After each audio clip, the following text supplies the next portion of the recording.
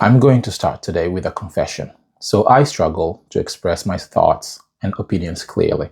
Sometimes I have great thoughts in my head, but when I try to speak, they come out messy, disorganized, and incomplete, especially when the topic is difficult. I am aware that this is a problem that most people struggle with, but they don't care to work on it. So I'm not alone. But instead of just ignoring this weakness, I've decided to fix it right here in front of you. So this video is the start of their journey. Let me show you what I mean. Imagine someone asks me right now, "Hey Bruno, is university still worth it?" Would you be able to answer this question in a clear and organized way? So if I have to answer this naturally without a plan, I might say something like, well, it depends, I guess. University is very expensive, but it's important for some jobs and there are online courses. You know, some people are successful without degrees. So yeah, it depends, I guess. You see, it's not wrong, but it isn't clear. The ideas jump around. There is no structure. It sounds like I'm confused. Does it not? So I asked myself, why does this happen? And I found 3 reasons. Complex topics are messy.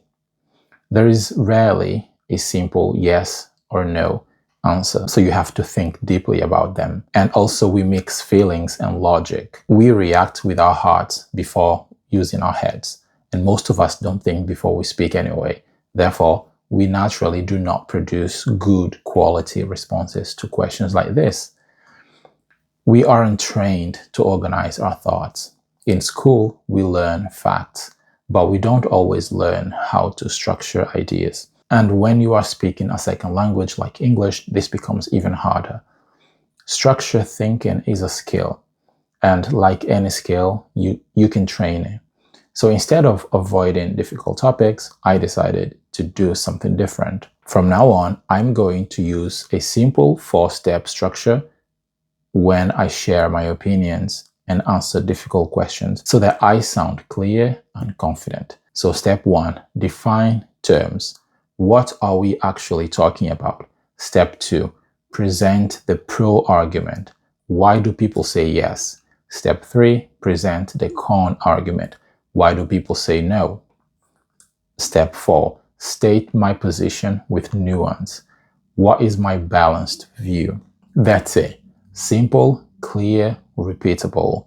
Now, let's try that university question again using the 4 steps. Step 1, define. What does worth it means? Well, it means the benefits are higher than the cost. Step 2, the pro.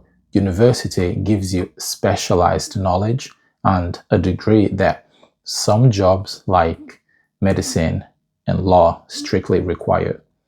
It also offers networking opportunities and structured learning. Step 3, the con. Tuition is very expensive. Some degrees do not guarantee employment. And today you can learn many skills online for free or do a bootcamp or an apprenticeship. Step 4, my position. I believe university is still worth it, but only if it matches your specific career goal. It is no longer the only path to success, especially if you live in a first world country. Now, compare that to my first answer. It feels calmer, it sounds more confident, clearer, and structured. The opinion didn't change, but the structure and clarity did. This is not about being right. It's about thinking clearly and organizing your thoughts before you actually speak. And if you are learning English, this is even more important. Advanced communication is not just about vocabulary. It's about the ability to define ideas, see both sides, express nuance, and speak without confusion. That's what I want to improve. And if you also feel that your thoughts are sometimes messy when you speak, you're not alone. We aren't trying to win an argument here. We are training our brains to think clearly and to be clear. Thanks for watching. I'll see you in the next one.